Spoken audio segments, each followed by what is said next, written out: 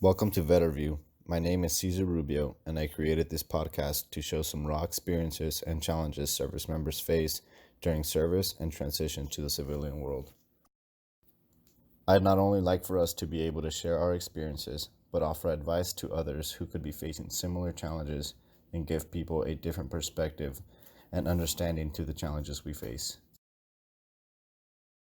This will be episode 5.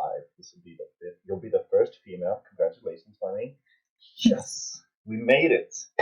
Yes. You'll be the first one. So, with that note, welcome to the 5th VetterView episode. I'm hoping this keeps going strong. Get that great support that I've been getting, and thank you for everybody, including you, for reaching out. I don't know why I didn't.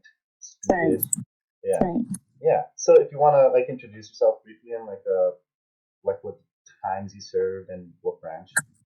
Okay. Well, my name is Rebecca Fleming. I started in the Marine Corps from 2009 to 2014. I was stationed, my first duty station was Camp Pendleton. I was super motivated and I re-enlisted and I got sent out to the Stumps, 29 Palms, but I actually got discharged because of my back. So I didn't do a full another term or whatever it's called now. I don't remember my civilian brain. So okay.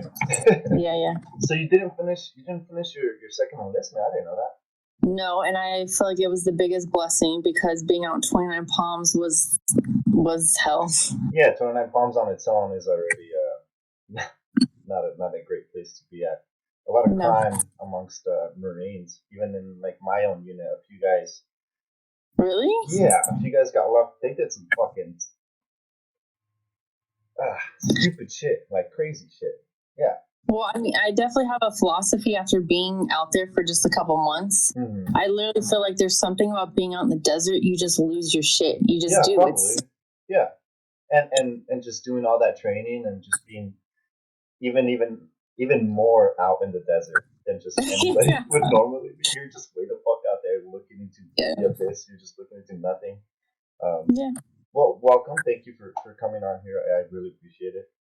It's nice to see you again. It's been fucking years. Yes. I hope everything's going well. But let's get this fucking going. So you said your first station was in Camp Pendleton, right? What unit was that with?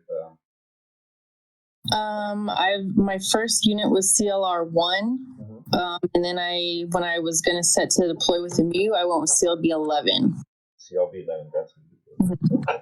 Yeah. And was there a specific reason that you chose the Marine Corps, or was it just a branch that you were just picking? It wasn't anything special. Were you like fucking motivated as fuck? No, so I joined pretty late, which a lot of Marines that I worked with, they knew. I mean, that's why my nickname was Grandma, because I joined at 24, which I learned very quickly that is very old to be joining the Marine Corps. But when I was 18, I wanted to join the Army. My dad said no. He convinced me not to do it. And then at 24, I really didn't have anything going for myself. And some guy that I had dated long distance, we ended up breaking up. I found out from a friend that he was joining, and it really piqued my interest. So I had questioned why he was joining. He explained all of his reasons. Of course, it sounded like a recruiter had totally brainwashed him, what? The honor and stuff. Yeah. You're going to travel, you're going to do all this stuff. Oh, no. And so I went to Facebook and I questioned some people like, hey, I'm thinking about joining the military, which branch? And then they laid it all out for me. And it just so happened that the guys that I knew from high school were all Marines. So they all told me go to the Air Force, which, when you've been in for a while, you realize what the Air Force is really all about. But I didn't know. And I didn't pass the ASVAB. I wasn't smart enough. Neither was I. But so as soon as they told me you're going to have to come back in a couple months, take the ASVAB, I went straight into the Marine Corps recruiting office. And they're like, can I help you? And I literally said, how quickly can you get me out of here? Dude, they all jumped up. They were super excited. They hadn't had a female in months. That's fucking crazy. And I bet they have a quota to meet, right? Yeah, well, yeah. I have a recruiter friend now, her and her husband. So I've seen behind the scenes what it's like. Dude, recruiters are dirty. They're fucking dirty. I'm sorry, but they're fucking dirty.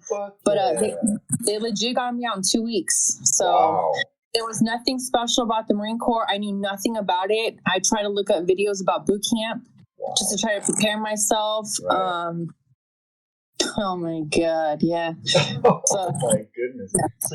So you haven't heard anything really about the Marine Corps besides your friends? No, I didn't even know what the Marine Corps was. Wow. Just said, fuck it, let me get out of here. Yeah. I did. I literally said, fuck it. Someone said it was the best of the best, and I was like, whatever that means, military term, you know. Yeah. I was like, fuck it, just send me. So. Wow, that's wild. How did you think?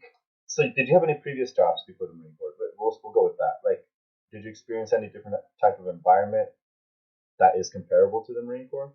Sorry. Fuck no, right? Fuck no. That's what I'm trying to. That's what the only reason I'm asking this, and I know it's kind of a stupid question, right? It's because if you're younger, like if you enlist at 17, you definitely have no idea. Oh, like, yeah. You were 24, you were a little bit more grown and mature, but most Marines are getting out at 24, 25. Yeah. I got out at 24. But it's a way bigger shock, I think, for a fucking 17 just turning 18 individual, whether it be a guy or a girl. Oh yeah, because when people ask me what boot camp was like, I mean, one of my biggest memories is all these young girls crying, literally wanting to go home. Yeah. And I'm just sitting there like, what? Why is everyone crying? You know, like, who cares? But yeah, that's because I was older. But no, there's definitely, I don't think there is any job you could try to tell somebody, or a job that anyone's experienced that could even relate. Because right now I work on an Air Force base, a reserve Air Force base. So it's just, dude, there's nothing that will ever compare to the Marine Corps, hands down, nothing. Yeah, I believe it. I mean, I've never worked in on an Air Force base, but I've worked a lot with a lot of them. They're all a little timid of Marines. Very intimidated by Marines. I experienced that overseas. I was like, what the fuck? I was like, I'm just a dude, you know? Yeah. But I never got to experience that environment, so I'm not sure, but it makes fucking absolute sense. There's no chaos like a Marine Corps chaos. No. That is just a mind-blowing thing. So did you go in there with even the mentality of, did you think everything was going to be cool? Did you think you were going to get treated just like anybody else? Because it's the Marine Corps, you know, fucking honor, courage, commitment. We treat everybody like Marines and with respect. Did you think anything of that when you were joining, or not at all? Well, so one of my friends, actually, she was my really good friend at the time. Her brother was already in the Marine Corps. And as soon as she found out that I had enlisted, or was that what she called enlisted? Anyways, I don't know. He hit me up. He literally said, like, yo, Becca, like, I see what female Marines go through. So he tried to give me some pointers. So I went contract marriage route right away. Okay. So that way I didn't have to live in the barracks. And he was Smart. like, yes. So also I got paid more. So I feel completely blessed. Thank you, Katerino, for that advice, because he you know, he knew what it was up, and he literally just was like, you don't want to live in the barracks, you know, like shit goes down. And so dude, I mean, not gonna save you. A fucking Lance corporal's not gonna be like, hey guys, stop. You know, no. But I mean, I still didn't have an idea of what it would actually be like. I just, from that sense, it kind of was like, oh shit, you know, I don't want to live on the base. There's obviously a reason for that. Was it more of just like, possibly just bullshit that would happen instead of like what actually sometimes goes on at barracks? I think he made it seem like, you're going to get harassed a lot because you're a female, like, you know, so, and then after, you know, hitting the fleet, and then you kind of see what some, not all, what some of the females are like. It's just like, oh shit, you know, like, I'm really glad I don't live in the barracks.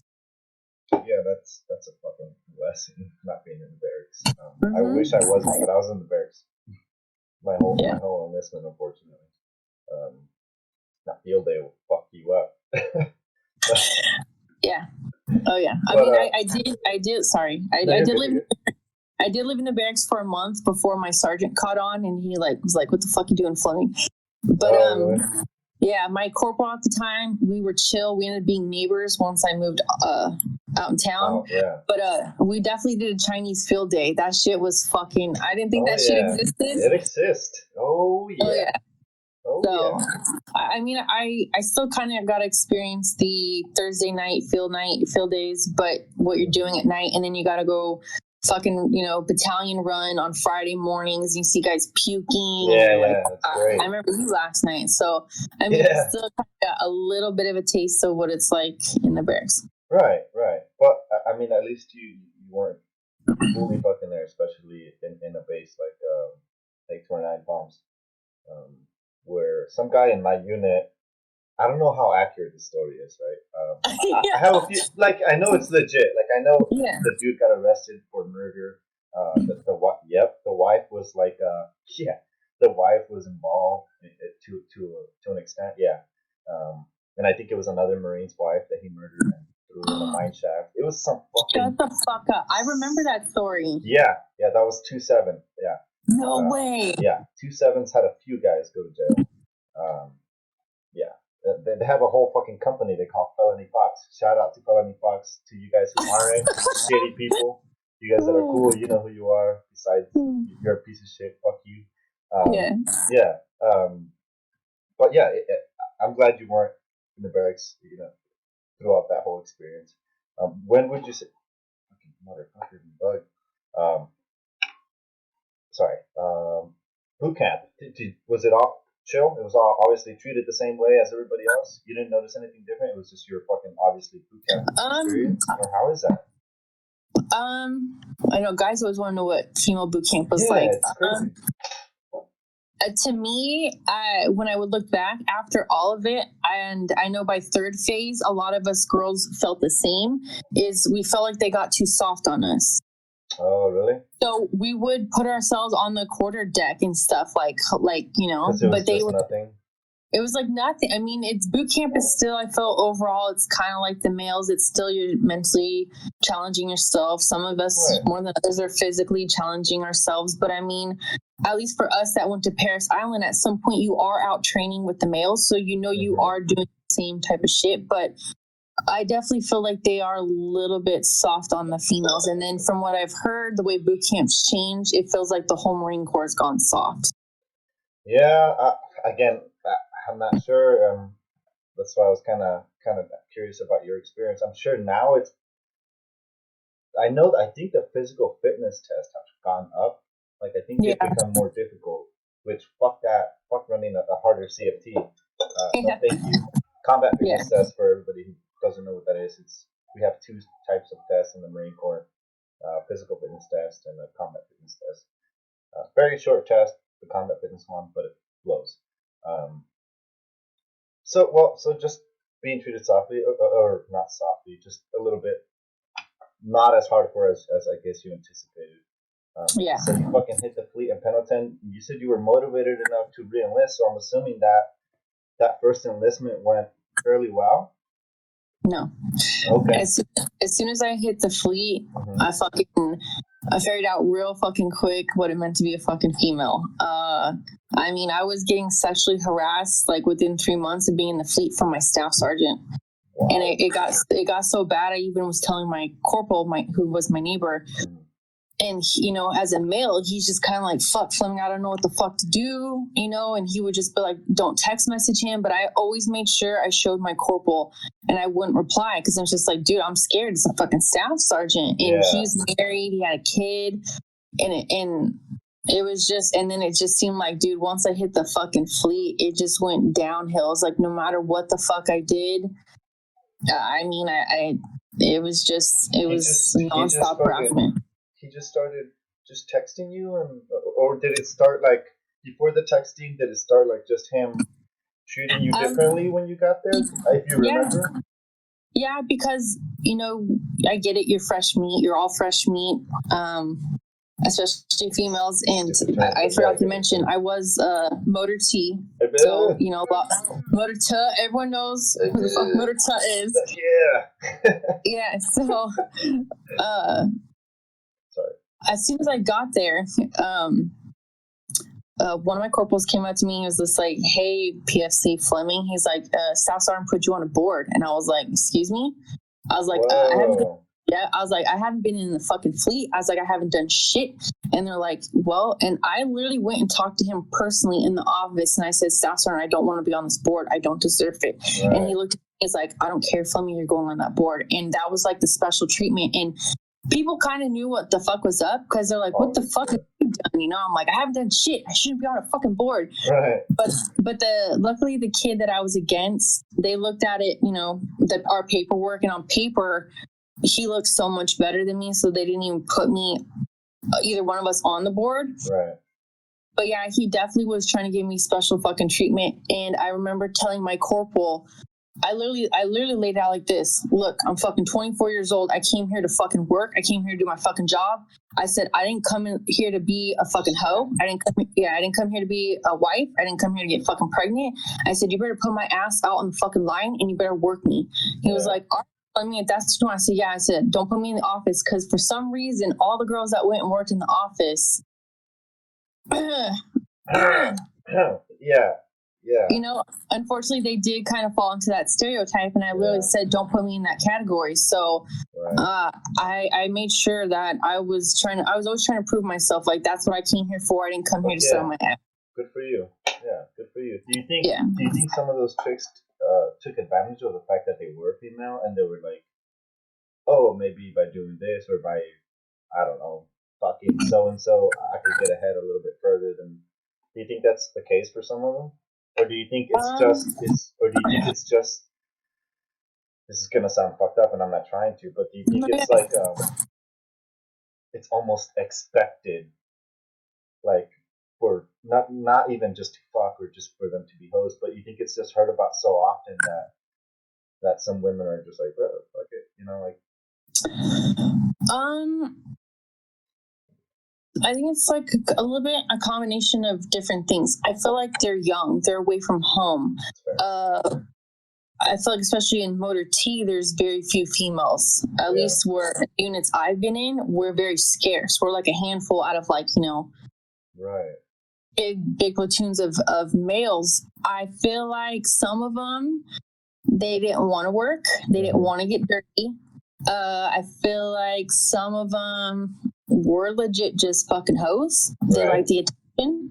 I didn't talk to these girls. I had nothing to do with them. I was just like, that's not me. I feel like some of them maybe did it for rank, but I don't know. One of them, she ended up pregnant. Another one, she got... I'm sorry? Was that in VMU3? You're cutting out. I'm sorry. Was that in VMU3? No. This is at my very first. No. Okay, sorry. I say VMU3 is fucked up on its own. Yeah. That shit blew me the fuck away. I haven't even gotten there yet. Yeah. My bad. I was just thinking about a person. If I'm coming in super choppy, feel free to be like, "Yo, idiot! Like, I can't understand you." No, I'll let you know, believe me, because I need to be able to hear. But the one girl got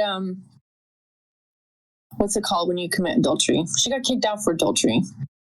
Right. So I know, right? That shit blew my mind. Yeah. So honestly, I don't know. I mean, that's just my general idea of possibly why some of these girls acted the way they do. I mean, ever since MCT, I hate saying this because I don't want to seem like I'm bragging or anything like this. It was, to me, it's more of a nuisance, and I couldn't understand why it was happening because I'm retarded sometimes. But ever since MCT, I've literally each week I'd have a different, I think a different female. Yeah, she'd come knock on my door, and I would be like, "Who the fuck are you?" And she'd be like, "Oh, so and so likes you." And I would look at them and go, "I'm fucking married," you know, and tell her piss off pretty much. So I feel like you get all this like attention. Yeah. To me, it was very unwanted attention. But I think for maybe some of these girls, it's like, oh shit, for the first time, maybe a guy's paying attention to them. They're having more than a guy fight over them. I mean, I don't know. It could be a lot of different things. I'm sure it's like super. Like I don't think any women can be ready for that. Like for the amount of attention that you obviously. I mean. As far as I know, you handled it fairly well. But like, think about people who come from, or like just people in general, but people who come from like broken ass families, right? Who didn't really get attention when they were younger, and then they go into the Marine Corps or just in general the military because they needed a fucking way out. Like a lot of people, people do. I personally joined the Marine Corps to get the fuck out of my area. Not the best area, and I was just like, I'm out. But imagine they don't get attention, they don't get treated well, and then they join the Marine Corps, and there's a fuck ton of men who are all giving attention to 5 out of 20. Like there's 5 women in a group of 35 men, and all those 35 men are fucking just all over it. Obviously, there's those who are fucking somewhat at least respectful and who don't give a fuck about all that, but I think that I'm sure there's some cases where it comes to that, like where they're not used to that sort of attention, and they just fucking love it, and they just probably just keep feeding off of it. You hear stories like, oh, she's a dog tag collector, and like you hear bullshit ass stories, but you see it a lot in the schoolhouse. I think the schoolhouse is another fucking disaster. Yeah, that's or Lost in the Woods. Yeah, that was insane. Yeah, it's a disaster, and so I'm just wondering if that could be a possibility as to why some of them respond to it, differently. But I guess I'd have to have a few more females before we get like a different perspective on there. Obviously, this is yours, but you said you were getting fucking like harassed almost immediately by a staff sergeant. Yeah, did you feel uncomfortable as fuck about it? Well, yeah. I mean, I feel like because once people found out my age, it was like, honestly, it was like their reactions and the way they treated me fucking changed completely. It was just like, oh shit, I'm dealing with a grown ass woman. I'm not dealing with this ass 18-year-old, So some of them that didn't hit on me, they definitely treated me differently. Like they didn't talk to me like I was fucking stupid type of thing. And then I think some of them were just like, oh, she's a grown ass woman. Like almost like, okay, I don't have to worry about, her being like an 18-year-old running her mouth, bragging that she's hooking up with a higher rank or anything like that. So I don't know. I really, I don't know. I don't know. Did you ever have to like fucking tell him to like, yo, dude, back the fuck up? Or did you ever report him or anything like that? You just talked to your corporal, right? Yeah, I was petrified. It makes sense. I mean, there was one time I was going on leave and I was going to fly out of San Diego. And, you had to put on your fucking leave slip, like where the fuck you're going and blah, blah, blah. Maps. Fucking maps and your flight schedule, all that shit. Yeah. Well, he literally texted me and told me, oh, hey, you can come stay at my house and sleep on the couch and I'll take you to the airport. Jesus and I was like, Christ, I don't know if I ever replied to that. I might have just kind of ignored it. And I feel like that was my problem throughout my whole Marine Corps career was I always tried to ignore it and just act like it wasn't there. Jeez. I can't even imagine, like, he's texting you, right? And then all this bullshit that you just obviously don't want to hear. And then you see him in person every day at work. The discomfort, dude, on its own. That right there, just being that uncomfortable that a fucking dude is just constantly hitting you up, especially when it's a fucking staff sergeant. Yeah, well, it's like a E6. You were what, an E1, E2 maybe? Yeah, that dude. Come on, man. Come on. Yeah. Like, she just got in here. Yeah. Let her fucking figure her shit out. Let her fucking unpack her fucking her sea bag. Like, come on. Right? Yeah, chill out, man. Yeah, chill out. That's. So what ended up? What was like when? What ended up happening with that dude? Like, did it I think my first unit was a gaggle fuck.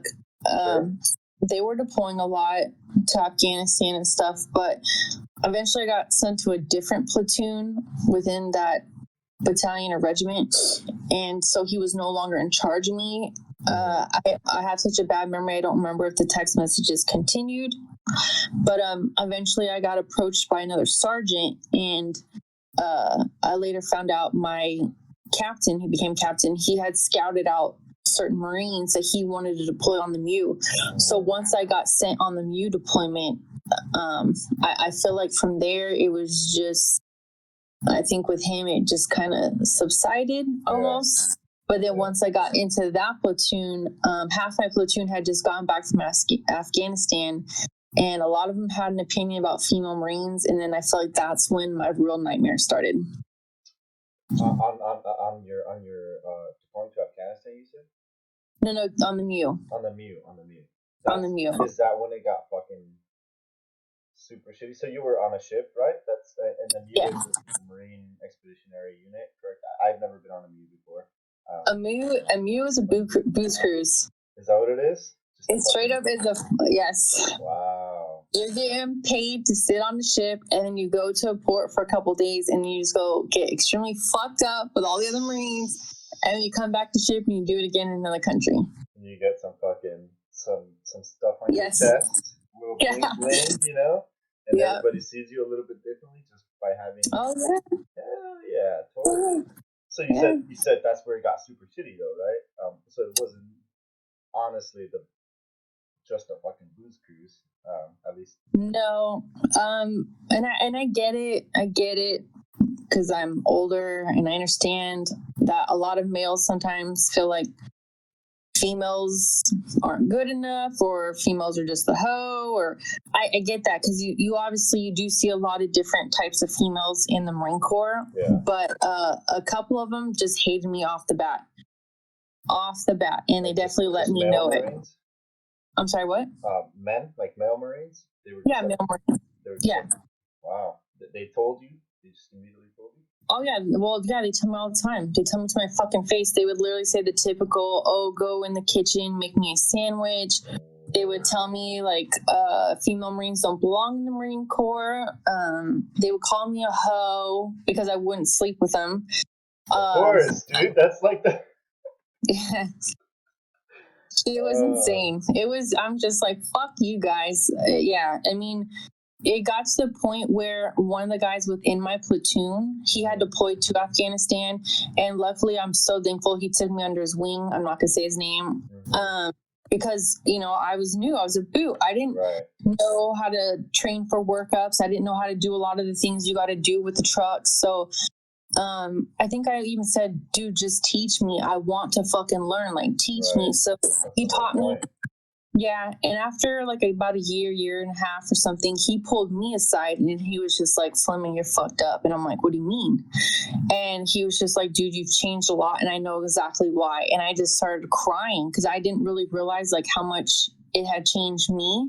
Yeah. But he literally said, dude, I know what these motherfuckers do to you every fucking day. And he's just like, I'm fucking tired of seeing it. And I was just like, what the fuck? Like, holy shit. And he's just like, we're going to go tell staff sergeant. We're going to tell the captain. We're going to go tell sergeant. He's like, we're going to go tell fucking everybody right now. And I was like, no, because it is that typical, you don't want to seem like that little bitch. You don't want to. I get it. But when it comes to, and this is obviously, this is in the past, right?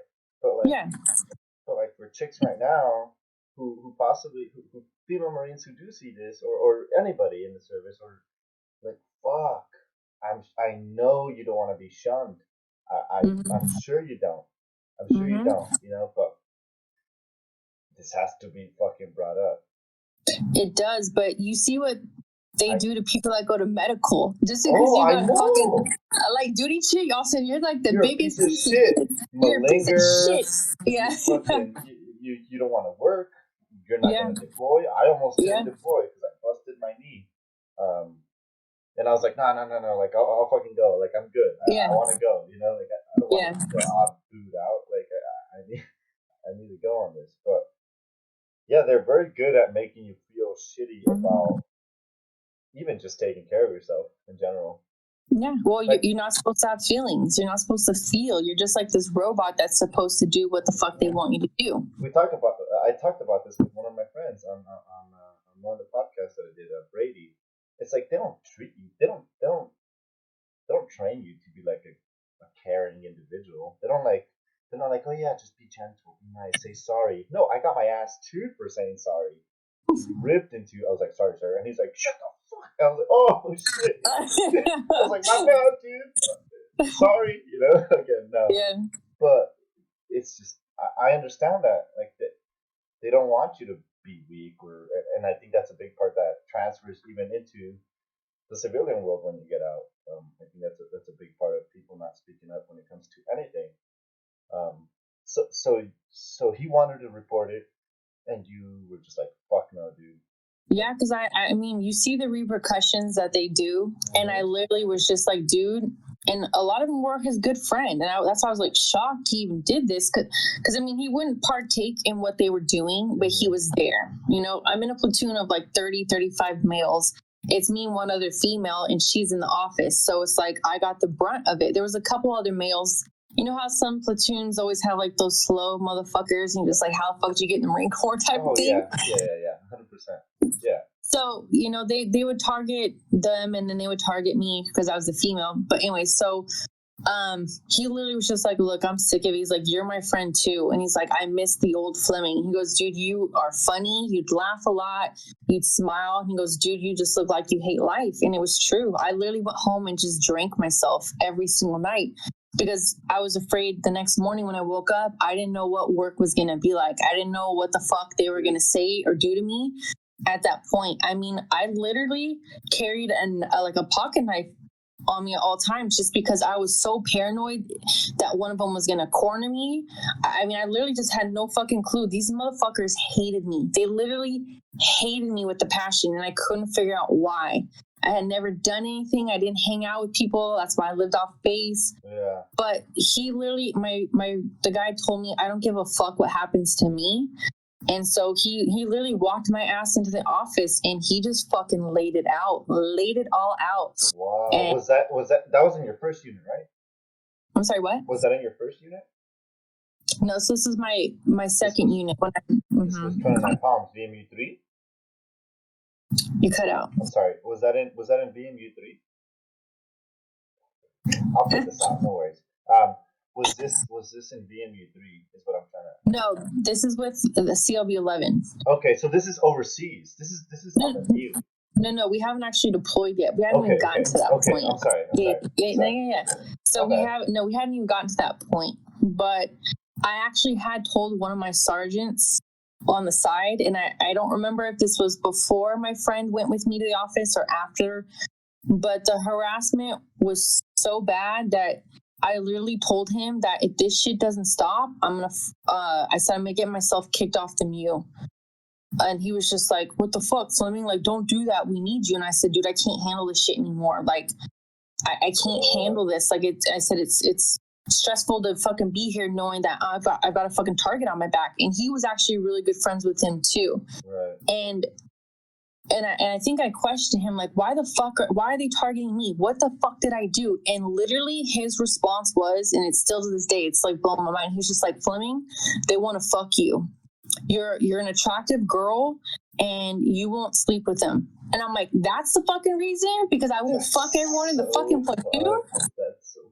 And he was actually older than me. I think he was like, I was 25, I turned 25, and he was like 28, 29. And I'm thinking, are you kidding me? Like, that's the reason why? That's your explanation? But I feel very lucky that my captain was actually enlisted before he went officer route. So he knew the Marine Corps. He didn't fuck around. They all got talked to. Their ranks got threatened with. And like all the individuals that your friend brought up when he went in there and fucking told there was everything? Yeah, there was 7 of them. He didn't hold back. He did not hold back. And I think they all knew he was there, or I think they saw him. I don't really know. I mean, I didn't really question him about it. I think I thanked him later on. But I think he's still friends with them, so I don't think they cast him away or nothing like that. But did you so notice after anything? Yeah, did you notice an effect from that?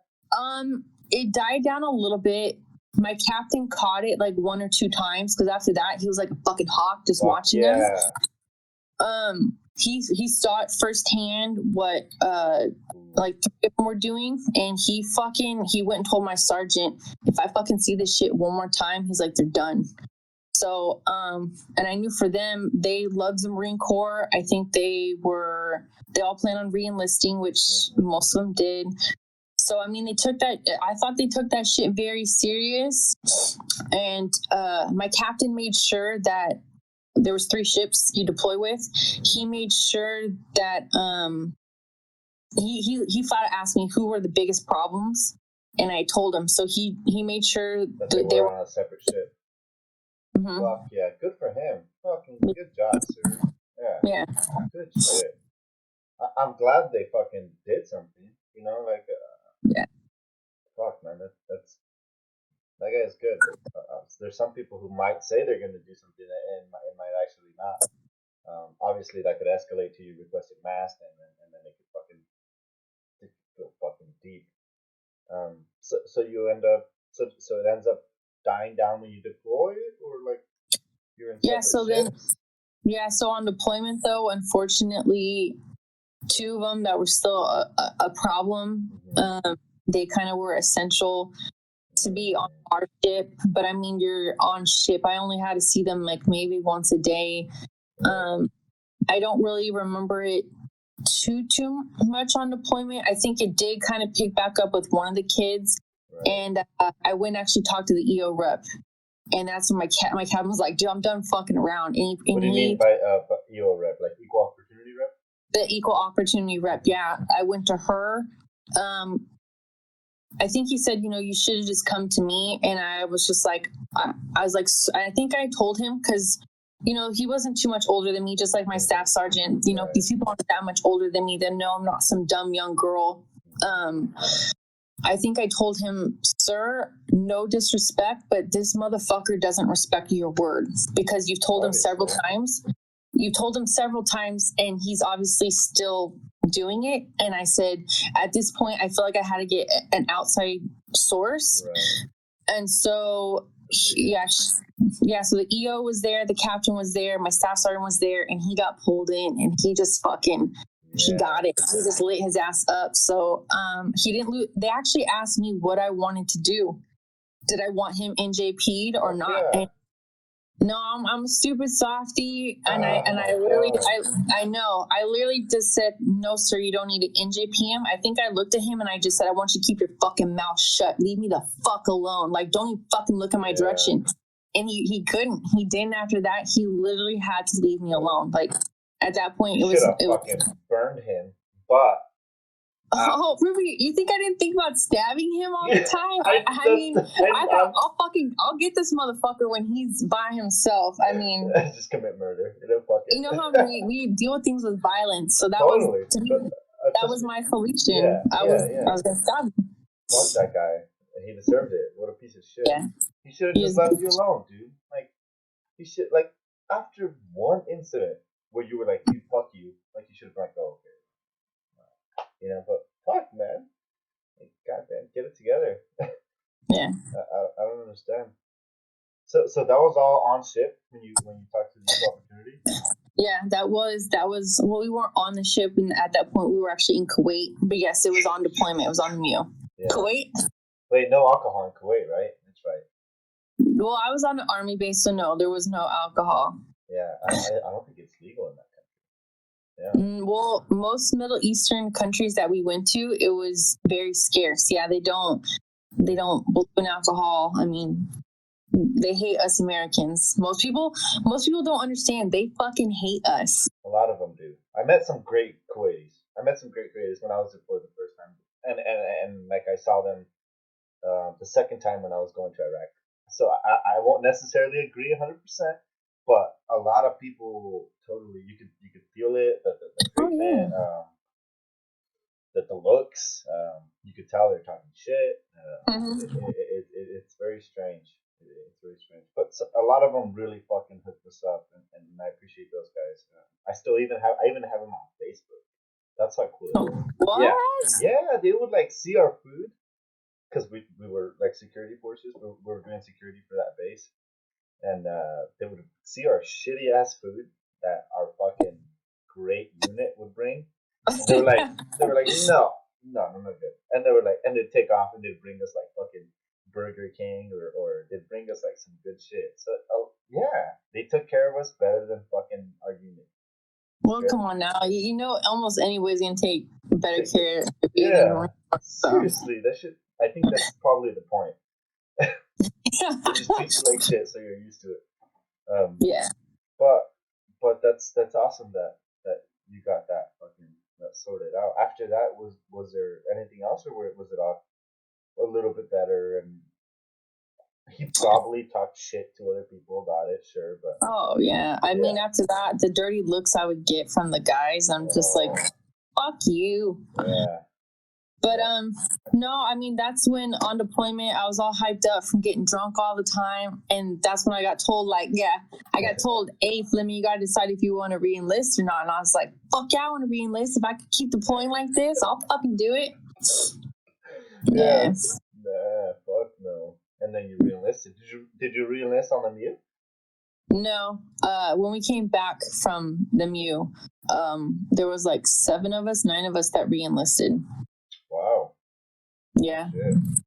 And then so you got back, you re-enlisted, and you got sent over to good old dude, that is the stops, Joshua. That is the gates of hell.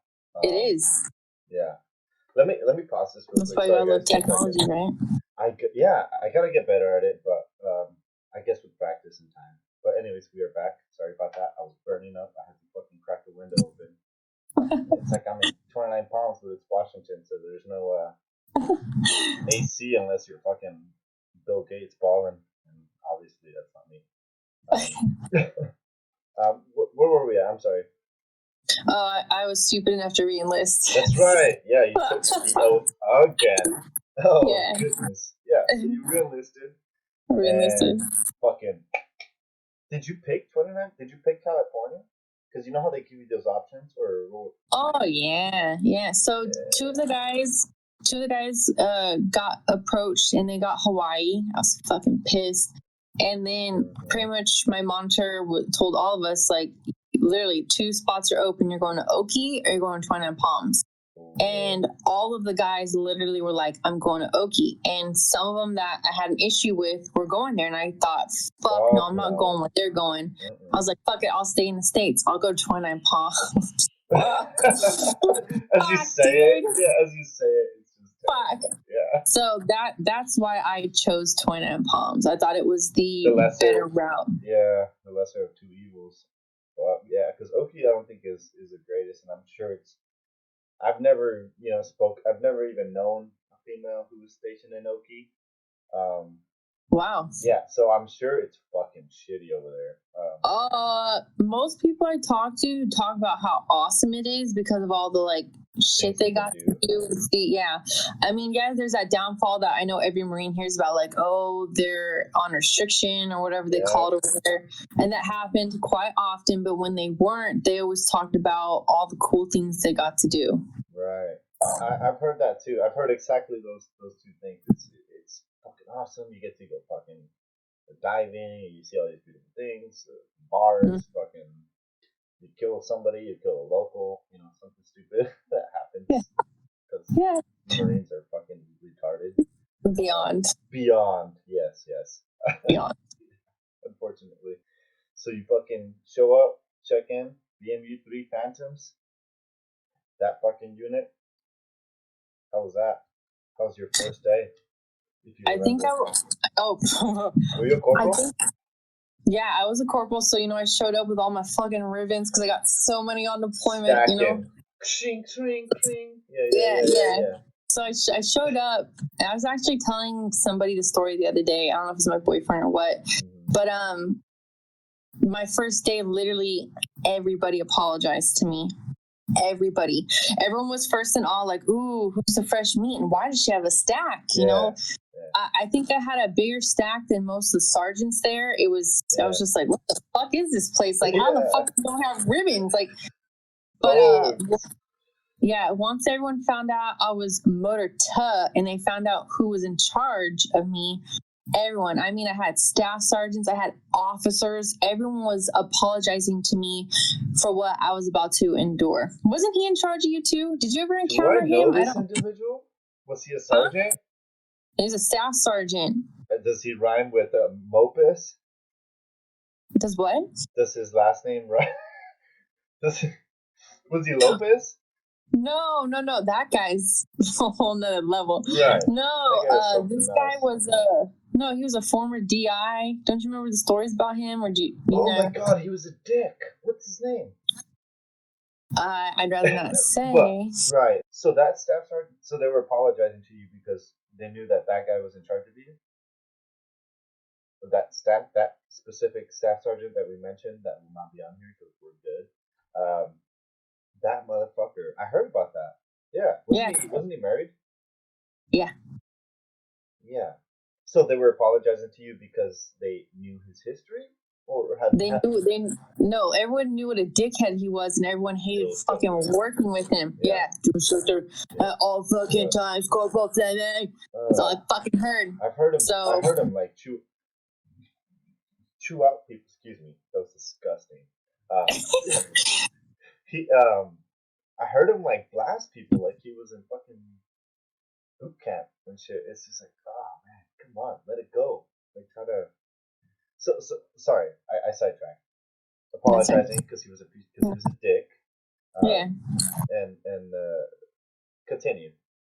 They were apologizing. No, I mean that was just it. Everyone's just like, oh fuck, and then at one point, I finally had the courage to ask somebody, who the fuck is this guy and why does everyone keep apologizing? And they just gave me this look like, did you not hear about him? I'm like, no, everyone keeps saying, oh, I'm sorry. And then finally someone's just like, dude, he's a former DI. And I was like, dude, if for all of you that have never had a fucking staff sergeant that came from the fucking drill field, you're so lucky. That happened to me twice. Honestly, one was a female. Honestly, we had two in my unit. No. Hold up. So one of them, I'll say his name because he's fucking cool. Staff Sergeant Hernandez. He came in at first, but I think he was just trying to prove a point. You're in an infantry battalion. You can't show that people can just fucking walk all over you. And he came in very, very aggressive, like obviously like most drill instructors are. And he chilled out. He was super fucking cool. He started picking up on the cues from all the other Marines. Like nobody really wanted to deal with that bullshit. You know what I mean? It's just unnecessary. Everybody reacts better when you just talk to them like fucking grown individuals. And another one was Staff Sergeant Brown, the fucking shit, coolest fucking dude ever. So I didn't have a similar experience besides that motherfucker when I was in DMV3 for those 6 months. But yeah, a lot of you guys are lucky unless you've experienced it, but they can be dicks because it doesn't leave their head, especially. No. They try to make it like their persona, and yeah, and they just try to act that way, which is kind of shitty.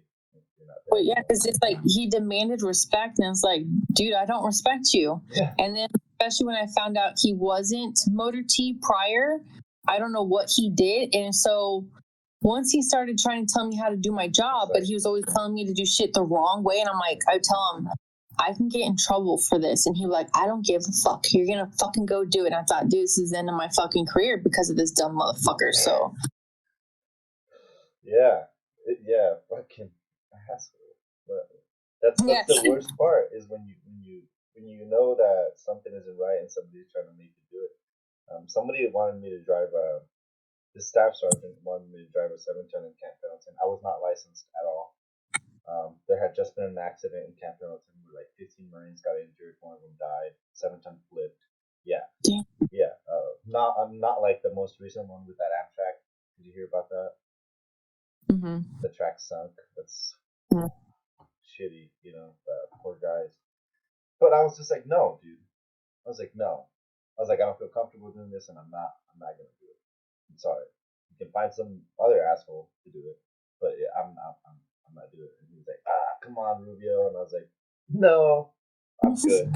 Like I'm not gonna do it. But he can't really get you in trouble when he's trying to fucking make you do something that isn't technically legal. He did it all the time. At one point, the roadmaster did pull me over, and luckily the guy ended up being chill with something small. I didn't have like the little plate thingy on the back where you put right. this and shit. It was something stupid, or it was like falling off or something, which I kind of already knew, but Staff Sergeant didn't fucking care. Of course not. So, he made me do that. But the more that I pushed back with him, the more he put me on duty. So. Oh, what a dick. Yeah. So he's just like 24-hour duty, 24-hour duty, 24-hour duty. At least once a week I was on duty. So I was just like, you were duty NCO? Yeah. And it was stupid though, because then he'd be like, Fleming, come back to the office and work. And I'm like, I'm on duty. And he'd be like, put the other person on or whatever. And I'm like, fuck this motherfucker, dude. Wow, he was really trying to fuck you in that sense, but like, that's it. You know what I mean? Like, just what a dick. He was a dick. Yeah, that's why a lot of people don't fucking re-enlist and want to deal with that bullshit. Nobody wants to be treated that way. I get it. It's the military. There has to be some sort of. Yeah. But like that is not. That's why a lot of younger guys are like, no way, or gals, fuck that. No thank you. Yeah. Well, I found out he and I were the same age too, and that's really? why he would talk. He would talk to me like I'm stupid, and I would just I'd give him the dirtiest look, like you fucking piece of shit. You like fucking asshole. We've been here the same amount of time on Earth. Yeah. Yeah. I'm thinking, go learn what the fuck Motor T does. Like, get the fuck out of here. Yeah. Actually, I almost got NJP'd because of him too. So believe me, I hate that motherfucker. Anyone I talk to, as soon as I say that name, man, they all just cringe. I almost forgot about him. Yeah, how the fuck could you forget about that man? I was only there 6 months. How long were you? Rubio, that's all you need. I know. I saw that. I and that Sergeant Major was kind of fucking weird too. He was kind of a strange individual. I can't remember his name. Very fucking weird guy. He talked very he had like a very weird voice, and then he flipped the switch immediately. Yeah. Oh yeah, because he was I think he was a former MP or something. Okay. Yeah. No offense to anybody. Yeah, I had to go talk to him a couple times, and I'm pretty sure he would. At that point, I feel like he got this impression that I was just some dumbass female. But I'm just thinking, no, dude, this is dumbass fucking unit. Like, because didn't you hear stories about staff sergeants hooking up with like everybody? I heard about the staff sergeant impregnating that last girl. I heard about that. I'm a fucking boot. I had just gotten to the fleet. I was like, what the fuck is going on here? What is this fuckery? What is literally this fuckery? Like, what the fuck is going on? It was a pretty pogue unit. Oh my god, yeah. It was very pogue. And pogue is like non-infantry. It was just very garrison-like, which it was definitely a strange experience for me. And then transferring to an infantry battalion completely threw my shit off. Completely. Yeah. Never been worked harder in my life. Ever. Even till now. Yeah, there's no way. But it was very strange going into the they were supposed to go to Hawaii for a few years, and they ended up going when I showed up there. Like, I was technically supposed to. I had an opportunity, and I was like, I'm not sure. And I was like, yes, no. I know. You give me the look as like, why not, dumbass? It's Hawaii. I don't know. I had family. I was stationed close to base. Or no, that was stupid. I was stationed close to home. I know you are. Yeah. I remember making fun of you for that. I'm like, hi. I'm like, you want to get the fuck out of here? Yeah, and you're still here. You're still here. Bitch. Yeah. The Marine Corps just fucked me in general. Yeah. Yeah, it's all right though. I honestly don't take back that experience. So DMU 3, you start there as a corporal, so you definitely deserve some sort of respect. Do you feel like you got it, or you were just treated like a female fucking Marine? From the staff sergeant, I was just treated like a female Marine. From everyone else though, that if they were to try to say anything to me, I would just look at them like, get the fuck out of here, dude. Look at where we're at. Like, what have you done? Yeah. I would tell people all the time. I would try to tell, like, you remember Carino? I do remember Carino. Yeah. Yeah, I would try to tell him, like, bro, this isn't the real Marine Corps. Like, this is not how shit is, you know, like. I tell everyone, I'm like, dude, if you guys went to Camp Pendleton and you went anywhere else, I'm like, I would tell them, you get eaten alive because this is a joke what we do here. It's like, oh yeah, big time. I learned. What's that? Sorry? No, I would say for someone like you to go to an infantry unit, like I'd be like, holy shit, yeah, holy shit. Got there, they're fucking on a workup. I'm here and we're going to Afghanistan. I'm like, whoa, like they're in the fucking field. I was like, holy shit, like this is real. We're fucking working. Like we're out there doing missions all fucking stupid ass night, coming back, fucking getting off at 11, getting back in at 5 in the morning. Like no rest. It was insane. The switch that me and Kanan had to endure.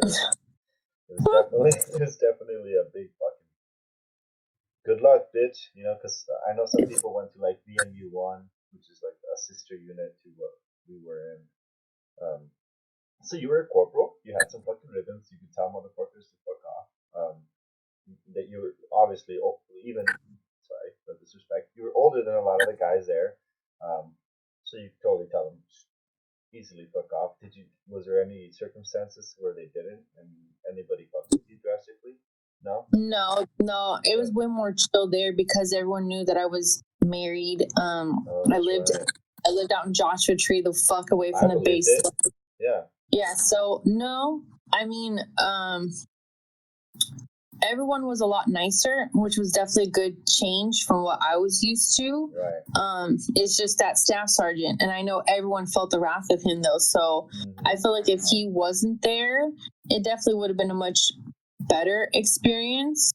But after dealing with him, it helped me make the decision to definitely get out. Like I was like, I'm fucking done. I can't do this shit no more. Like I kept thinking I'm a female. Shit's not going to get better for me. It's only going to get worse. So I was done. Yeah, I actually had somebody reach out, and she's a female vet. She said she was a Cold War vet, and I was going to get her on here. I haven't spoken with her recently, but she said that she was in for 16 years, and she knew her shit about her MOS. Obviously, 16 years, and she said that it still ended up coming down to her being a female. Like, at the end of the day, it was still the fact that she was a female that she got treated differently. And I don't know how it works at a higher rank, but I'm sure there's still some shit going on with even females. I'm sure they don't get treated even just as serious, because there's obviously a lot of situations that are still happening now, like that one soldier, Vanessa, right? That's so fucked up, man. It's so fucked up. It's the same thing though. She said she was scared. She told her family, just like I had told my family too. That was the only people I would tell. I'd come home crying. I'd go buy a 6-pack and I would call my parents crying and just be like, dude, I want to fucking die. And my parents would be like, get out, Rebecca, get out. I'm like, it doesn't work that way. I signed a fucking contract. Like, I'm like, I either have to threaten suicide or pop on drugs. And I'm like, I don't, that's not how I want to. I don't want to get out that way. So if I felt very fucking trapped. So for this girl, I can only imagine you're still scared. You don't know if your superiors are going to turn on you. You don't know if they're going to sweep it under the rug. Like, you just don't know what the repercussions are going to be for speaking up. Right. And I'm sure there's a lot of cases where some people do speak up, but then they just get fucking singled out even more, or they possibly even get called out, like, oh, hey, don't fuck with her like that. She'll go tell somebody else and make her out, you know? Like, I'm sure they try to encourage it, sure, but I highly doubt it's anything very sincere. So you said you ended up getting out because of your back problems, right? You ended up getting how much earlier did you end up getting out? I'm sorry, you cut out completely right there. Obviously, you didn't re-enlist because that fucking staff. Do you think if you had a different experience in Junior 3, you would have re-enlisted again? Yeah, I mean, really? Okay. I honestly had my heart set on being a Marine and being in the Marine Corps. Even now, my boyfriend will be like, as bad as it was for you, he goes, you still talk about it like you're proud of it. And it's just like, dude, when you're fucking in boot camp, you're fucking brainwashed. Like, you're the shit. Yeah. You're a fucking goddamn Marine. Fuck yeah. That's why I didn't join the Army. I almost joined the Army. I almost did. Yeah, no way. I know, right?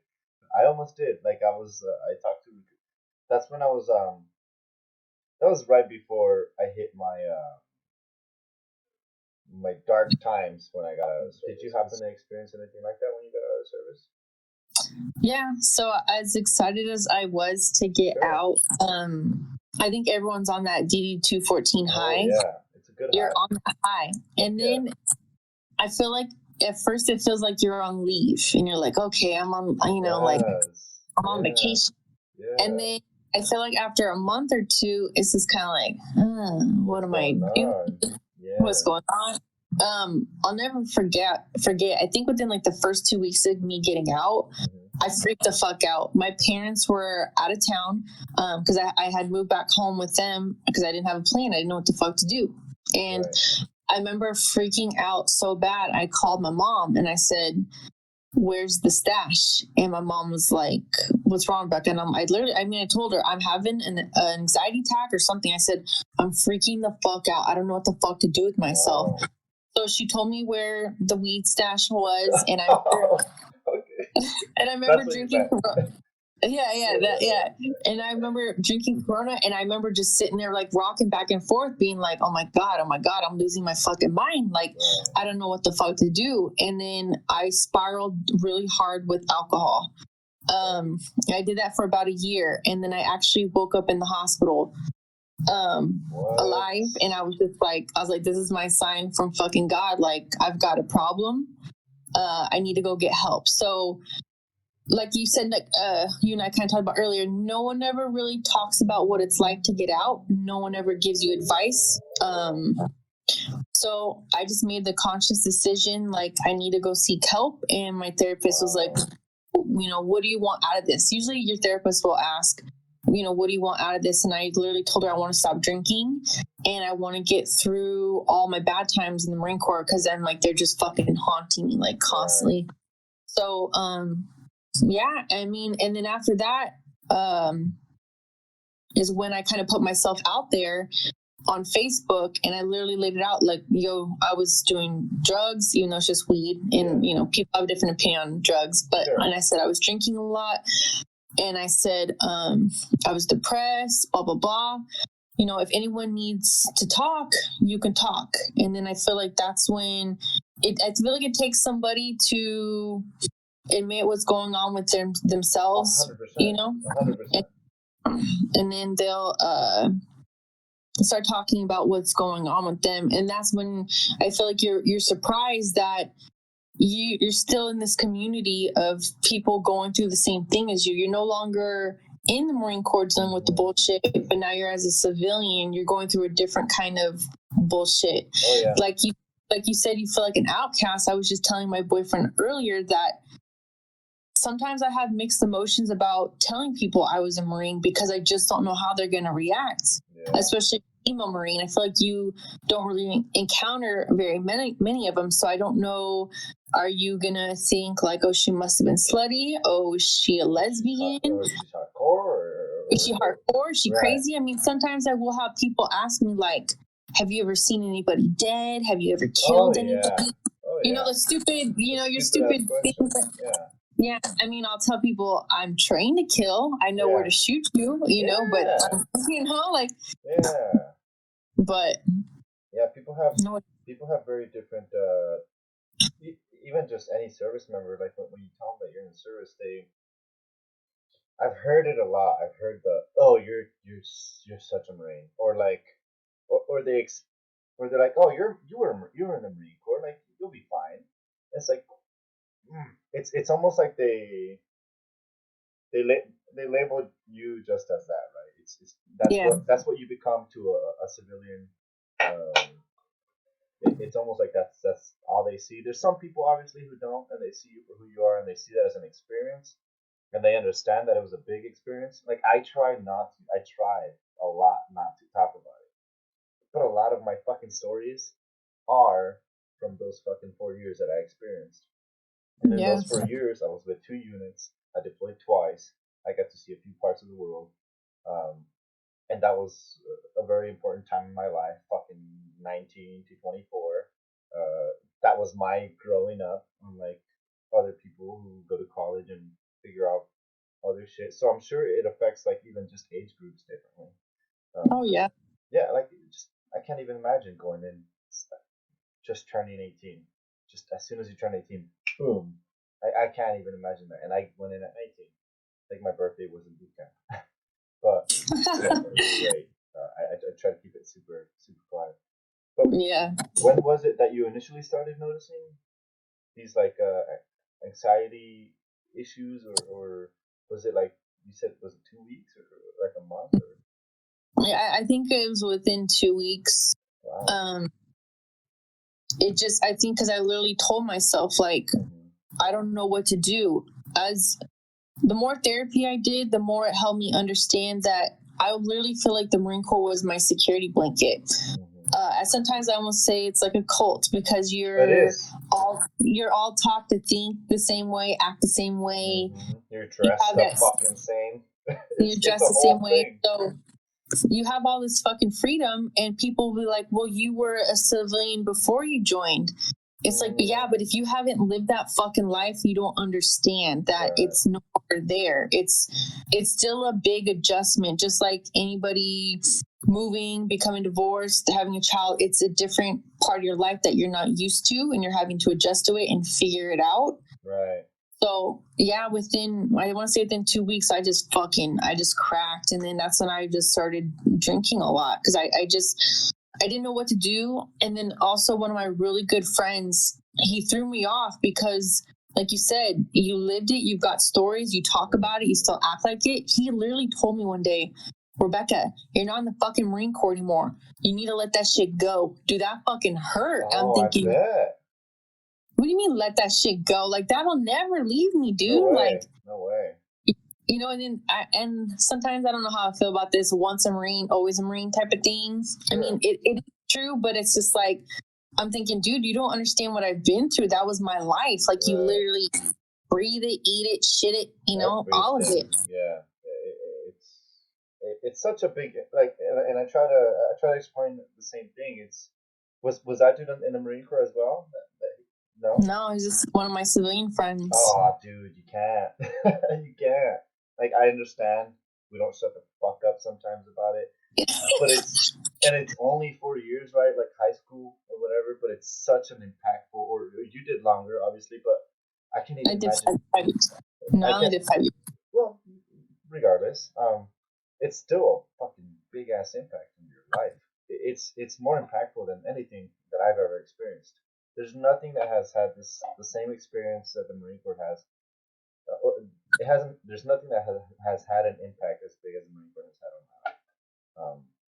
And I'm not saying it because it was such a great, fantastic thing, because it definitely has its downs, and there was some amazing feelings like coming back home to the United States and and being received by family. But that was even then a strange experience on its own. Just getting used to being back in the States was different. But I guess I'm sorry, or maybe some of us apologize, but it's just something that's not. I don't think it's anything that's ever going to leave anybody. It's just something so. And I try not to get into my thoughts about that, where it's like, man, I'm never going to experience anything like that ever again. Never. I'm never going to see anything similar compared to the Marine Corps. Nothing. No. And I feel like a lot of people, a lot of veterans struggle with that, because the number one thing they say they miss is the camaraderie, because you're all going through the same thing. Yeah. You all feel the same. You know what it's like. And I feel like that's why it's very important to keep in touch with your veteran friends, which I do. I have literally three that every single day I talk to. And I feel like we're all very honest. It's just like, dude, life sucks right now. Like, it just straight up sucks. With my civilian friends, they're more quiet about it. It's just kind of like you don't hear them be vocal about that. But I feel like with veterans, you're just like, being able to express the suck.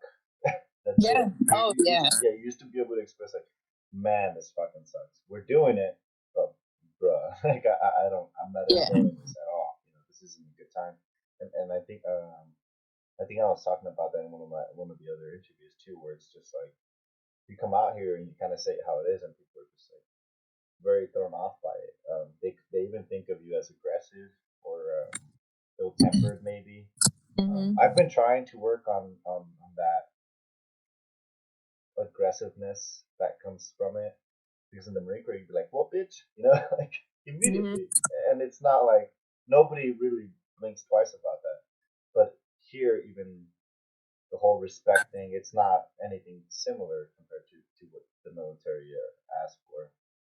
No, it's just such a big adjustment, and you're used to being able to go next door if you were in barracks, or if like for example, I made amazing friends, amazing fucking friends. Fortunately, I didn't have to deal with a lot of the shit that females have to deal with. I made lifelong friends. Those guys, anytime I hit them up, they're there. A lot of them have been guests on here, which I fucking love. But honestly, I'd never heard any of those experiences until that. Never, like my friend Brady, he never spoke to me about it until we talked about it on here. And I was like, fuck, man. Like, dude, you could talk to me. Like, I promise you can. Like, there's no judgment behind it. But that's just how I felt too about it. Like, I didn't want to talk to anybody. I don't know if you did. Did you want to express your feelings to your veteran friends when you got out? I'm sorry, say that again. Like, when you were going through your dark shit, right? When you got out of service, did you want to talk about it with your friends? Did you reach out to them, or was it just you got to a point where you posted it on Facebook and you were like, if anybody needs to talk, like I'm here, I experienced this? I think one of them, I think she, and I was still in at the time, she had gotten out, and then she started telling me how she was feeling. And I mean, you're still in the Marine Corps. I couldn't comprehend, and it started freaking me out. She's just like, I'm depressed. I fucking hate life. There's nothing going for me. And I'm thinking, why the fuck is she saying all that? So when I got out, it kind of made me look back to what the hell she said, and I was like, oh shit, dude, like now I know what she means. I think I might have reached out to her, but I think that Marine Corps pride, you still hold it. And I think I didn't really talk about it too much. I know I was very honest with my civilian friends, because they would be like, hey, Becca, you want to go hang out? And I'm like, no, I have therapy. So I mean, they kind of knew I was in therapy because of the Marine Corps, but they didn't know the extent of why I was going to therapy. I mean, they were supportive, but I think it took like a year for me to actually open up to my veteran friends and like ask them point blank, like, did you feel the same way, and stuff like that. I mean, I'm still now, even 6 years later, I'm still learning what other females went through, their experiences. I mean, I feel like you're always You keep your mouth shut about everything. I mean, even I went to the VA a couple months ago about an issue in my back, and the doctor there, she literally like looked at me and she goes, "Rebecca, you're not in the Marine Corps anymore. You need to understand that." And I looked at her like she had 10 heads. I'm like, thinking, lady, that doesn't leave. Yeah, that doesn't leave you. Like, she goes, if you're in pain, you can come to the doctor. I'm thinking, no, I can't. No, I can't. Yeah. My boyfriend now, he'd be like, you need to go to the doctor. I'm thinking, nah. That Marine in you was just like, I do it all the time. And he'd be like, let it go. And I'm like, no, I can't. It's just so burned in there. It's so burned in there. It is. It's like a sign of weakness, and it really isn't. Like I've never spoken to a therapist, right? I probably should, honestly. I would like to know. I was actually going to ask you, like, did you think that it helped talking to a therapist? Like, did it do anything for you? Would you say? Yeah. She wanted to know why I wanted to go to therapy. I told her why, and she was amazing. I mean, I wish I'm not gonna say could have kept seeing her, because I had seen her for a while. I improved in the ways I wanted to improve, and then I decided, okay, I'm ready to move on to the next chapter in my life. Right. But yeah, I mean, I literally told her I didn't want to drink anymore, so I stopped drinking. Thanks. And then as you're drinking your Rona, yeah. No, I mean, I'll have a beer every once in a while, but it's not the same for me. I just don't enjoy it as much. Right. But no, she definitely helped me to work through the things I was holding on to. But there's the anxiety that I carry with me all the time. That's something I wish would be my next goal, is to figure out how to deal with the anxiety. All my veteran friends will text each other like, dude, I'm fucking freaking out today. It's just like, oh shit. I don't think twice about it. They don't think twice about telling me. It's just like, it's not a kept secret anymore. Right. That you're bottling all this up inside. Yeah, that's awesome that you guys can just fucking share whenever you do feel anxious, because that happens to me all the fucking time too, and I don't really tell many people about it. Like my wife knows. One of my friends invited us to one of their weddings, and I remember we got there, and I don't know why I was super anxious. Anxious. We stayed outside for a bit, and I don't think he knows this. He might be knowing this now, Patrick. But like I was literally in the car like fuck, like freaking out in the car, just like fuck, what the fuck? Like, why can't I just go enjoy myself? Why am I just fucking so in my head and just freaking out about this? And that happens to me on the regular. It's not a thing that just when I go out somewhere, I don't even allow myself to enjoy it as often as I feel like I should allow myself to enjoy it. I should have a good time, but my brain is like, nope, freak out, and the anxiety kicks up. And I'm trying to work on it, just kind of push through it, I guess. It's probably not the best way. Maybe, talk to somebody or deal with it, but I'm aware that it's there. I'm aware that it's an issue, and I'm aware that I need to work on it. So I've been trying to put myself out there a little bit more. That way I can feel more comfortable. I didn't even, for example, I don't know how you felt about this, but I was very cautious about making friends when I got out of the service. I wasn't just, I had my friends already. I had my great friends already. And I found it very difficult to trust other people, how I could trust the guys that I was with. I felt like everybody was real to an extent, like everybody had your back for sure. And you come out here and you're not sure if you can count on specific people, and you don't know. At least that was just my own thing. I felt like everything was very fake. Like, oh, you have to be nice because we're in a work environment. It's not, like you're just being nice. Get the fuck out of here. Like, you don't really give a shit. Like, you're just being a nice individual. But that was just my brain. That only happened after I got out. That was never the case while I was in. That was never the case before I was in. Yeah. All this weird shit just came after the service. And again, same like you. It was about a year later when I finally opened up to my friends, where it was just like I struggled, man. Like I got to a really bad point where, I was almost a part of one of those individuals that didn't win that battle.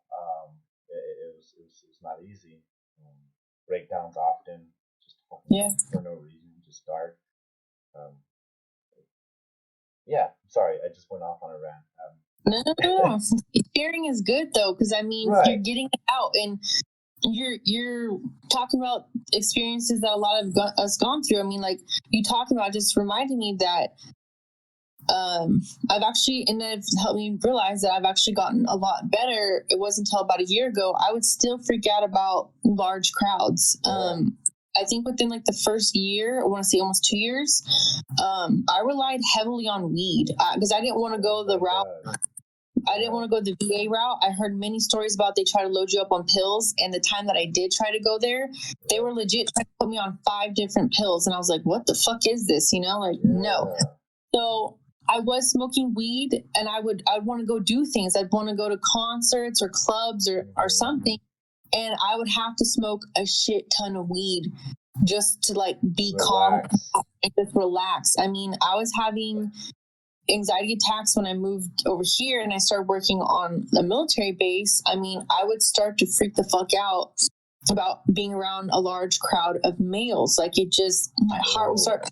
And yeah, I mean, sometimes you can understand where situation you're putting yourself into that it's going to trigger it. Sometimes it just happens. I mean, at one point, just to go to the gym by myself, I would sit in the car and call one of my veteran friends because she'd do the same thing. It's like we had to push each other like, okay, you can go and do this to be on your own. And it would make me think, what the fuck happened that is triggering all this? Like you said, I was fine during the Marine Corps. I was fine before the Marine Corps. Yeah.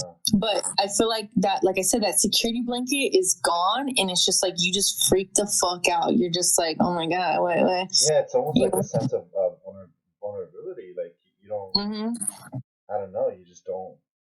It's fucking weird. I don't know. I wish I knew what causes it. And like I was telling you earlier, that's why I'd like to talk to like somebody who sees a lot of people that are dealing with this, and especially vets, of course, just because I'm curious. I want to know. I mean, what the fuck is it? Is it the fact that you're in this organization and then you get out and you're not a part of that anymore, and you don't have that backing of that organization? You're not in the Marines anymore. I wish I knew, but I know that those struggles are real. That a lot of people face them. It comes with anxiety, depression, suicidal ideations. I mean, I've had mine. A lot of guys that I know have had them. One of them did it. Like it's fucking rough to just be able to even speak about it. And I really wanted to get your perspective on how that was for you. Not only that, but obviously your experience as a female, because I've never been around that many female service members. It was very minimal, and then the unit that I was in, zero, nothing. Yeah, zero. Yeah, doesn't exist. So I was just very curious as to like what type of challenges you guys face, and what worked for you. Like if you saw somebody, for example, like if you had a female Marine that was going through similar shit and she came to talk to you, like what would you tell her? And she was dealing with similar shit that you dealt with. That's a really hard question. Because I look at a lot of times what I struggled with and I talked in therapy about was trying to accept the fact that I had to let go of what I wanted so badly. And even now, sometimes when people ask me, hey, my kid wants to join, blah, blah, blah, or when people ask me, like civilians, it's mostly civilians, what was it like? I find myself lying all the time, literally all the time. I usually tell them go Air Force just because I feel like it's like, I don't want to say safer, but because I know they probably have harassment too, but I just feel like it's a different atmosphere. And then Usually I downplay like, oh, it was, it was good. I always say like, oh, it was good or something. And if a girl were to approach me, I feel like that would be like, holy fuck, like I'm looking in the mirror. Like, what do I tell myself? Because I look back and think, what could have I done differently? Well, what would you have done differently? Sometimes I tell myself I just would have stabbed most of them. Legit, just fucking win the brig for a couple months or a couple years. Not the route to go, obviously, guys and girls. No. But also since I'm not in the Marine Corps now, I don't know what it's like. Right. For her, I would have different, but it seems like it's still. Oh yeah, it's still the same. Yeah, it's still the same, and it's been going on for years. I think I'd have to ask her questions like, do you really trust your chain of command? Because your chain of command, which I've also learned, is they can sweep a lot of things under the rug. 100%. Yeah. I don't know. I know that for me, part of my outlet was I actually contacted Military One Source. They had a big bulletin when I was leaving base at Camp Pendleton, and my parents were like, isn't there somebody you could talk to, blah, blah. And then I saw the bulletin, and Military One Source is actually very confidential. They don't tell you unit. Yeah. They don't tell you shit. You can meet with somebody off base, which is what I started doing. Was that in 29 Palms or was that in Pendleton? No, that was at Camp Pendleton. Wow. So for a young girl, I don't know. I want to give her hope, but I feel like the Marine Corps is very quick to fucking push you back down to not give you hope. Yeah, I guess it's very situational. It is, unfortunately. Unfortunately, because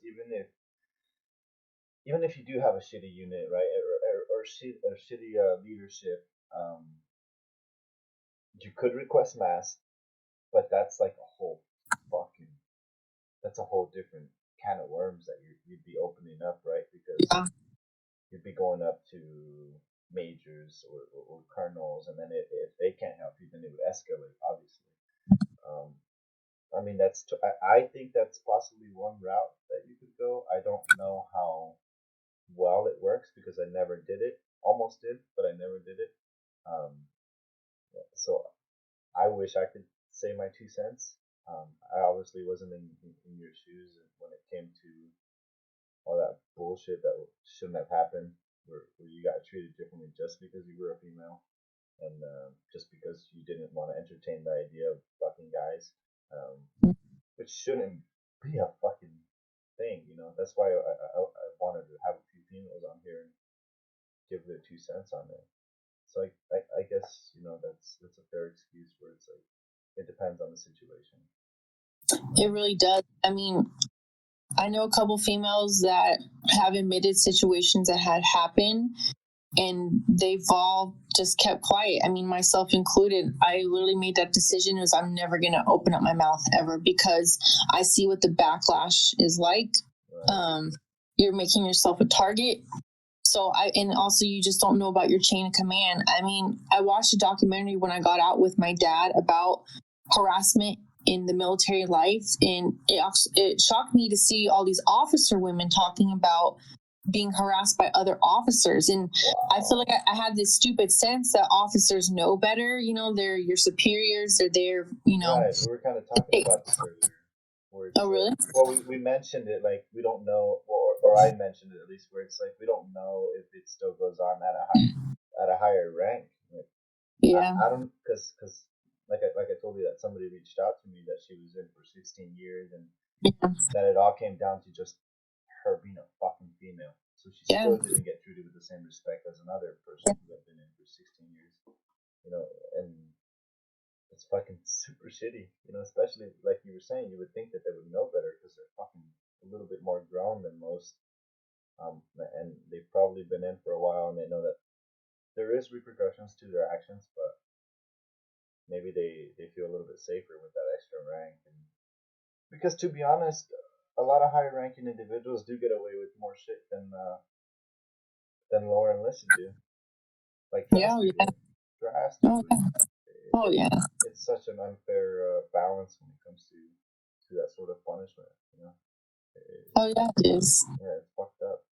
that's why at VMU3 it blew my mind about how many staff sergeants and above were like doing all this shit, and you know, it's just like a free-for-all. Like, no, you know, like people know what we're doing, but nothing's happening. It's just like, right. You know what blew my mind is, and I tell this to people, to quite a few people. It's like I never met that many people that did that many drugs until I got into the Marine Corps. really? Yeah, like I knew people that did drugs, but like those types, or like especially VMU3. Well, yeah, because I mean, well, dude, what the fuck? Everyone's fucking hooked on drugs. Everybody. It was like Everybody. And everybody would be like, "Oh, there might be a drug test coming up soon. Yeah. Heads up, you know." Yeah.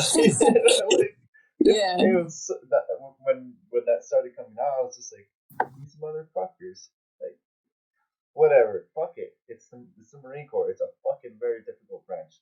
Fuck it, why not? It is. You know, It is. It's not an easy branch to be in, and like you said, you recommend people to the Air Force. So do I. Go that route. Yeah, or the Navy, even though the Navy has its own issues, but primarily I recommend people to the Air Force. Something against the Marine Corps. I would say nothing against the Marine Corps, but you do. You're a little biased. You have to be. Yeah, man. I went through that shit. Like, yeah. I wouldn't want somebody that I care about to deal with that shit. And don't get me wrong, I don't regret it. You know, it was an experience that made me the person who I am today with the problems that I have. Oh, fuck yeah. You know, it definitely made me grow up a lot faster than I thought it would, to an extent. A different type of growing up, I'd like to think. I always say that. I always say that it made me grow up not like other people grow up, because it's a whole different chapter in your life that a lot of people don't experience. But, oh, no. Yeah. So when you were going through your dark times, you only started opening up about it a year after you got out, you're saying? Yeah, roughly. Yeah, roughly. Because I think I wanted to connect with somebody. I felt like I couldn't talk to my civilian friends, because when I moved back home, I'm surrounded by all the civilians I grew up with. All my veteran friends, you know, you're in the Marine Corps, you meet people from every single state. So a lot of times my therapist would try to tell me to connect with somebody. A lot of times she wanted me to join like a group, and I'm like thinking, I don't fucking know these people. Why would I want to talk about that in front of, yes, they were in the military, but they, you know, I don't know them. Right. So it made me feel very uncomfortable. So I think that's when I kind of started text messaging my veteran friends, and it just became more and more comfortable being honest about things. And like I said, like, you know, I don't think twice now about like, fuck, dude, my anxiety's hitting right now. Right. Or they'll text me too. A couple of times, I have heard them talk about suicide. Me, not so much, because to me, that's not the outlet I would want to go. I get it. You're struggling. You're trying to find some kind of relief from your feelings. So actually, one of my veteran friends and I, we went and got I got your 6 tatted on, nice. on our bodies. Yeah. So that was like a locked in type of thing. Like, bitch, if you fucking think you're going down that road, fucking hit me up, because I'll be there in a second. Like, that was our promise to each other, that we won't let it get to that point. So I feel like that's a very comforting feeling. Like, you're not alone, you know, we're going to do this together type of thing. And you have somebody that you can fucking for sure reach out to without any sort of judgment, because I didn't even, like you said, you were talking to your parents about all these things, right? Did you talk to them about all the issues that you were going through when you got out? Because I personally didn't tell my mom or my brothers, anybody, until about like a year later, because I was just scared of judgment, I guess. I'm very open with my parents. I've always been very open. They've always been kind of like not with every situation, but they were my go-to, especially in the Marine Corps. When I got out, I want to say they were, and I want to say sensitive, but I think they knew there was something. It wasn't until I got out, and I still do it to this day. I get scared very easily now. So if someone's coming up behind me and I turn and look, I'll scream. I literally scream. My boss has learned that he has to jingle his keys or call out my, like, literally. So my parents, I don't think they really understood what was going on with me until I finally just like let them know, like, dude, I'm fucked up in the head. I literally just said it like that. I'm fucked up in the head. I'm trying to figure out what the fuck's going on with me. I need you to have a little bit patience and understanding. And I feel very, very blessed. A lot of my friends will tell me I'm very lucky I do have that kind of relationship with my parents. Yeah, that's awesome. So I'm very honest with them. Like what you said, a lot of times when I would try to go hang out with friends, I'd have like little mini anxiety attacks and I wouldn't tell them. And I didn't tell them until like years later. And they're like, why didn't you just tell me? It's like, because I feel like a freak. Like, I don't even know why. Weirdo. Like a weirdo? Yeah, like I'm just super anxious. Or like I would avoid. People would invite me to hang out and I'm good. Yeah. Like, I appreciate it, but I'm all right. Like I would just avoid that shit 100. Like it wasn't even like a second thought to me. It was just like, I'm good, thank you though. Oh, well, I kept who I hung out with very limited. Oh, for sure. One of them was a really close guy friend of mine. Mm-hmm. I felt completely safe when I was with him. And then one or two of my other friends that I've known, like half my life, I felt like okay, but it was still always like that anxious feeling that was always there. Yeah, I mean that's still there for at least for myself, and again, I just try to push through it, and I kind of tell myself like, dude, relax, like it's nothing, like you're good. There's nothing going on. You're good. You're chilling. It's you have no reason to be feeling this way. Like you should be fine. Well, sorry, in therapy, like my therapist would try to tell me, because like when I started going to community college, that right there was just like mind blowing. I mean, I still to this day, I really don't like being around these kids, the way they think and shit. I just can't. Sometimes I'm just like, oh my God. But shut the fuck up. But I always try to have like a strategy. If something were to happen, how the fuck am I going to get out of the building? Type of thing. Like that shit still just like, I don't know. It just, it carries with you like a parent.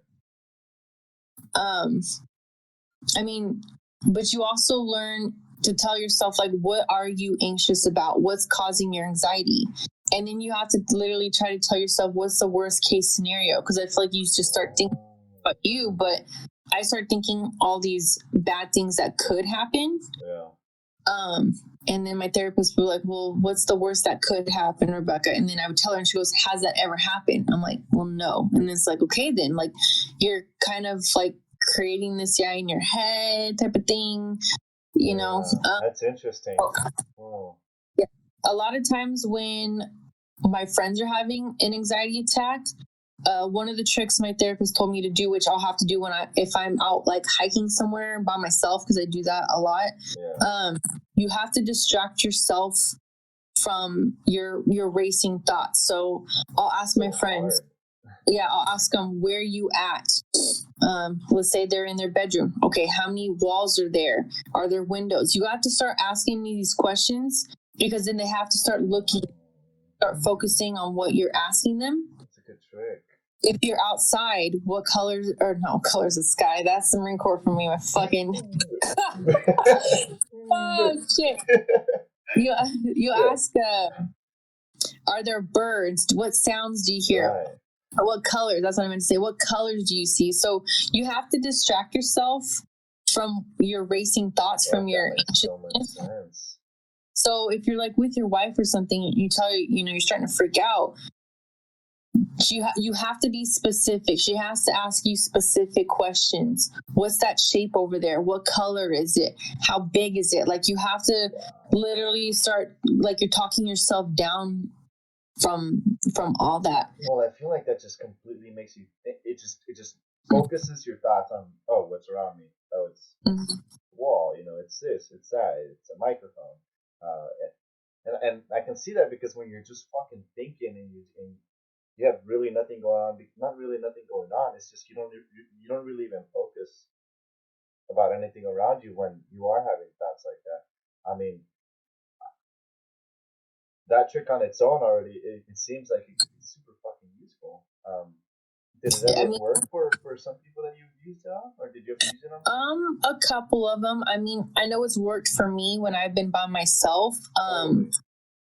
Usually I'll try to call somebody. I'll usually call my mom and she'll just tell me, breathe, Rebecca, breathe. Cause I don't know what you feel like, but I know that my chest feels tight. I'm like sweating and then I start to get dizzy. I'm like, oh shit, I'm gonna pass out or something. Wow. So,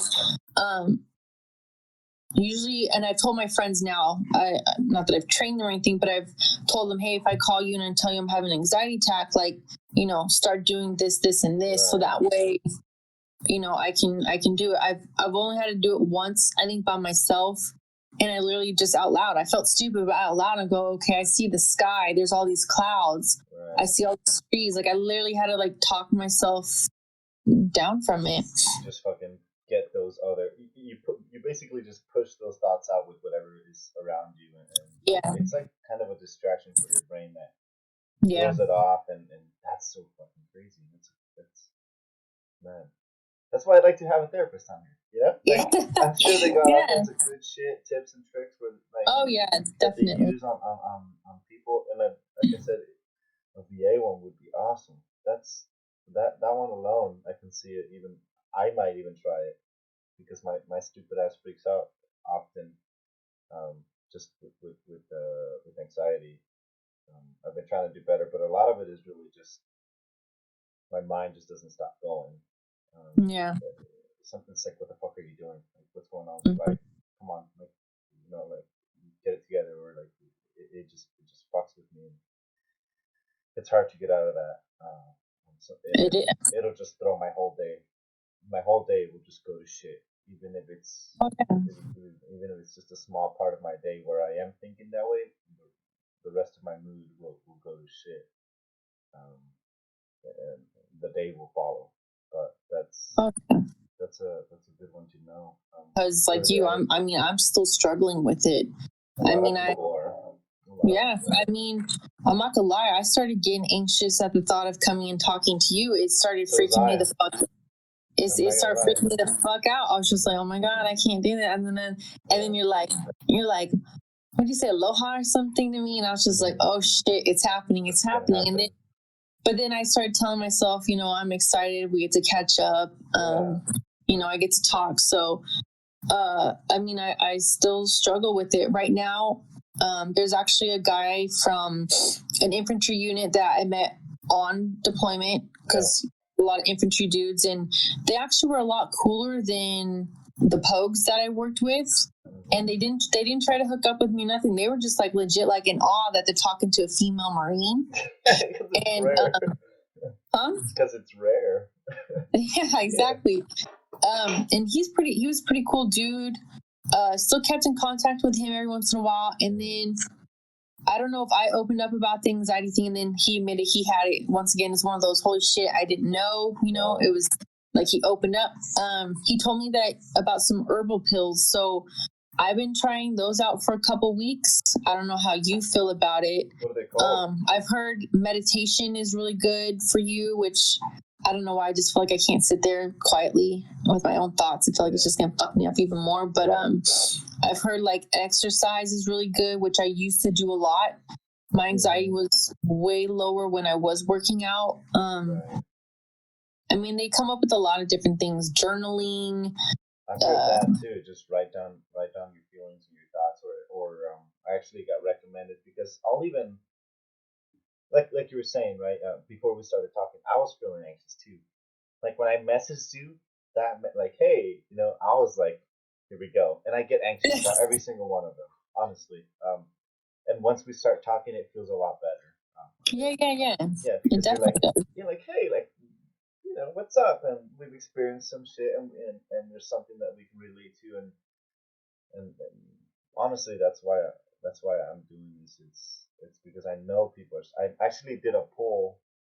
I put a poll up on Facebook before I did my first episode because I was like, I'm curious. Like, is this something that I know a few people that are going through, or is it like something that's common? And I was like, how many of you guys went through some dark times or struggles when you exited the service? And it was just like boom, boom, yes. I put yes, yes, and still do, and no. And there was like 4 no's and like 50 something yes and still do's. And I was like, I have to do this. I was like, this is it. Like, I got to do it. And then my first interview, I was very nervous. There's already I feel like there's already a big difference when it comes to comfort. I was super anxious in the first one. I even tried smoking weed to see if it would relax me. It did not. it probably heightened it, but yeah. But it's just, I guess, of trying to relax and I guess just let it be whatever it just let the moment be and try not to overthink it because that's when you just start fucking freaking out, when you just start overthinking things and then your mind starts running and it goes to places where you don't want it to go to and you don't even realize it and then boom, darkness. It'll hit you like one of my gunnies said that even talking about it doesn't even help him. Like even talking to a therapist doesn't do anything for him. He just posted it today, and I was just like, fuck, man. Like I'd love to talk to him about it. I know he might not want to, and I understand people who don't. It's not something like I made sure I asked you twice. I was like, are you sure? Like you want to talk about this? Because I understand it's not even like a shameful thing because I feel a lot more open sharing it with people now because it feels not that it feels good that I know more people experience it, but it makes me not feel alone about it. It makes me feel like there's somebody else who's dealing with this shit. There's somebody else who's dealing with it worse than you and I have, or the guys that have been on here.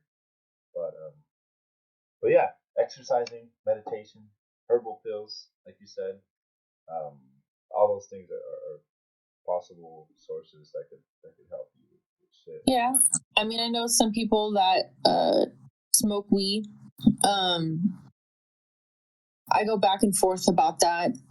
Sometimes I still do resort to it. I will keep a couple joints in my room. I actually have a couple edibles, but I feel like I try to use that as my last resort because, like my dad has told me, he told me this a couple years ago when I got out. He was just like, Rebecca,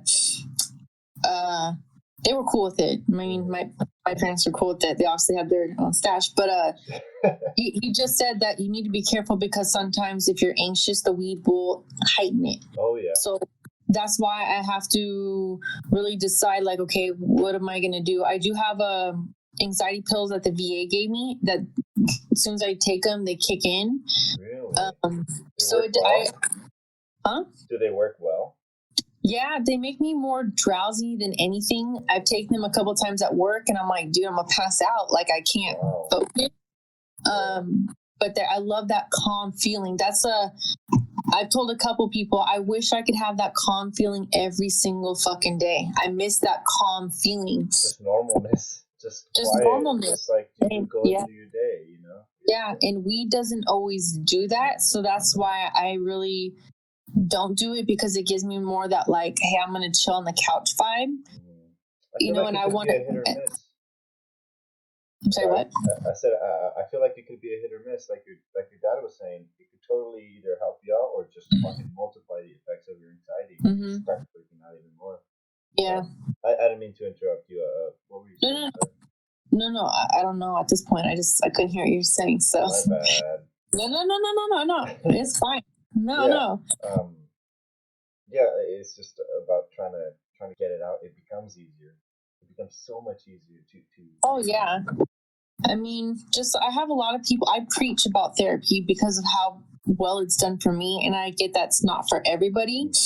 But I guess what I should be encouraging more is talking, because if you're not comfortable talking to a stranger, I feel like you need to talk with your friends. And I feel like a lot of veterans still feel very awkward, and I feel like they're going to be judged. But I appreciate what you're doing is to try to open people's eyes and broaden this community that, dude, you're not alone. Like, a lot of us feel this way. It's better to let things out than to bottle it in, because I have one friend, they bottle everything in, and I could just see how much it's affecting their day-to-day life because they're not happy. They're just bottling everything in. It's like, what are you getting out of that? Like, it's just going to become a worse situation, especially being surrounded by that environment when you're in. Nobody wants to hear your shit because we're all dealing with it, everybody's just, like I said, maybe that's what has to do with the fact that you're okay when you're in. Obviously, there's some cases that aren't. Like, there was one guy that fucking shot himself when we were in our first deployment. So who knows, what type of shit he was going on. That's why I'd like to get, like, even active duty guys or gals, just because I'd like to know what the fuck that type of thought process is like when you're already in that dark place and you haven't even gotten out yet. Well, there's one topic that I never hear anybody mention, but you do learn about in your sexual harassment classes. And I feel like as a male, and especially a male in the Marine Corps, I feel like the one thing that no male will ever admit to, and I already know as a female, a couple females that have gone through the situation and they never want to talk about, but I can't imagine what it would be like for a male to be sexually assaulted in the military. That alone right there, I feel like will send you in such a spiral and make you feel so ashamed that you would never, ever, ever admit to it. And recover from that, honestly, if you don't seek help and you just try to deal with that first, I can't even imagine having to deal with that. Well, that's why they would, at least I remember, because I did pay attention to those classes, is they would say that, yes, females get raped, but males get raped even more so. And I mean, I can see it. I totally believe it. I've never had a guy admit that to me. I mean, I've had a couple talk about what it was like on deployment, seeing the dead bodies and how much that's fucked up them in the head. But I can't imagine a sexual assault. That right there, I think would. Well, yeah, especially with people that you're supposed to fucking be able to trust. You know what I mean? Like, you're supposed to be able to trust these people with your lives, and they do this fucking horrific thing to you, and now what? Like, if these guys that you trust, or you trusted with your life, fuck you over like that in that way, and they did that to you, like, shit, man. Yeah, reporting it is gonna. There's gonna be consequences to that for them, obviously, but how are you gonna feel? Like, are you gonna feel ashamed? Are you gonna feel super like fucking like your manhood's gone? Like, are you just gonna? That's what I was kind of trying to get out of this is, well, not just this, but like reporting. Like, I understand it's a difficult thing to do, and I'm sure it's not easy to even think about having to tell somebody that you're being sexually harassed or just harassed in general. I'm sure you don't want to come off as a pussy or a bitch or but I don't think there's going to be any solutions to this if nobody said in general. And I know we all say it. Veterans are always like, just talk, reach out to me, and it's.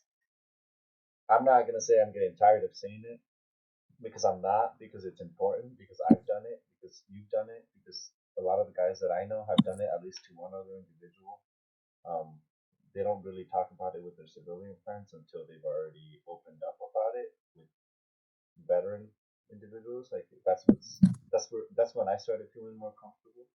Like, once I opened up about it with like my veteran buddies, and I realized that I wasn't the only one. It made me feel a little bit more aware and just conscious about the whole situation that goes up in your head when you get out of the service.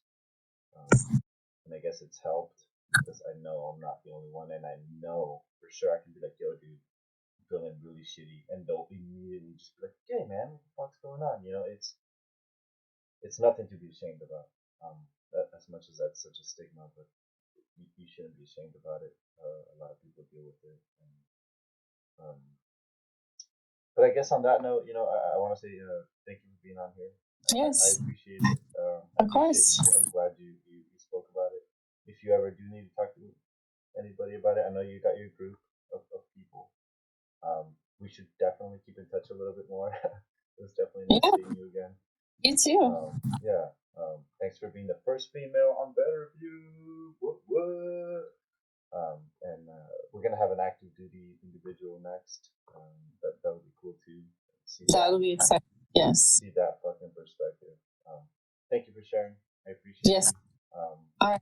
I'll let you know when this is going up so we can get it going. I hope you guys enjoyed it and got something out of my friend Fleming here. Um, yeah, thanks for watching. Like, share, get this message out there, please. It'll help some people. And yeah, thank you again. Thank you. Adios.